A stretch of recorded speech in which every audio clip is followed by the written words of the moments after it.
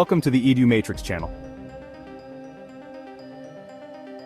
In this video, let's talk about BRICS' response to the 100% tariffs threat. A deep tear in the BRICS organization occurred before the US presidential election.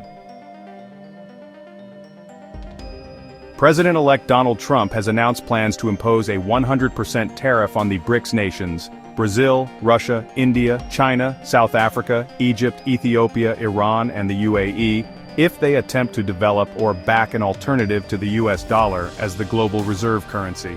Trump's remarks on Truth Social emphasized the importance of maintaining the dollar's dominance and warned BRICS countries against challenging its status, threatening significant economic repercussions if they pursued de-dollarization. This threat follows recent proposals by Trump to levy tariffs on products from Canada, Mexico, and China, aiming to pressure these countries to curb unauthorized migration and drug trafficking. However, internal BRICS support for such a currency remains limited.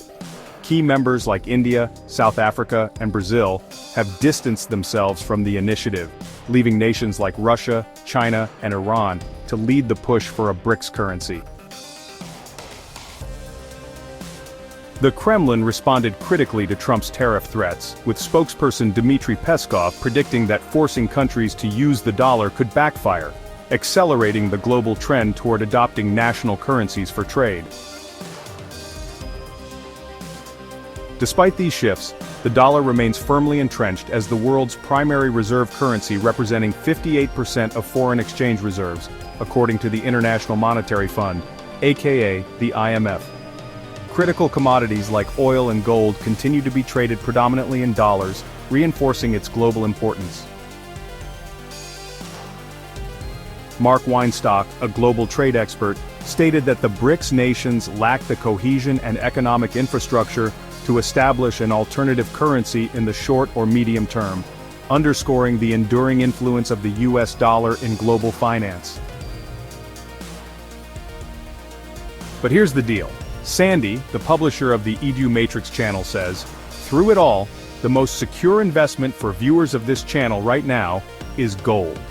Buy small amounts of gold each month, and join the channel's membership to learn why taking possession of your gold is essential." A link for the membership and the gold is in the description. Moving forward, let's understand the latest news coming out of Syria and explore Iraq's and Russia's part in the conflict. Nearby in Syria, getting worse fast tonight as rebel forces there launch a surprise attack to try to topple the government. Matt Bradley's tracking this from neighboring Lebanon. And Matt, this is a big escalation. That's right, Holly. Syrian rebels launched a surprise offensive against the regime of Bashar al-Assad. In response, the regime and its Russian allies have fired airstrikes against the Syrian cities of Aleppo and Idlib, and that's killed more than a dozen civilians. Iraq will not act as a mere spectator in Syria, where it believes groups and sects are victims of ethnic cleansing, Iraq's prime minister said on Tuesday, according to a readout from his office of a phone call to Turkey's president, Reuters reports. The Prime Minister said, and the channel quotes, "What is happening in Syria today is in the interest of the Zionist entity, which deliberately bombed Syrian army sites in a way that paved the way for terrorist groups to control additional areas in Syria." Russia has supported the administration of incumbent President Bashar al-Assad of Syria since the beginning of the Syrian conflict in 2011. Politically, with military aid, and since September 2015 with direct military involvement.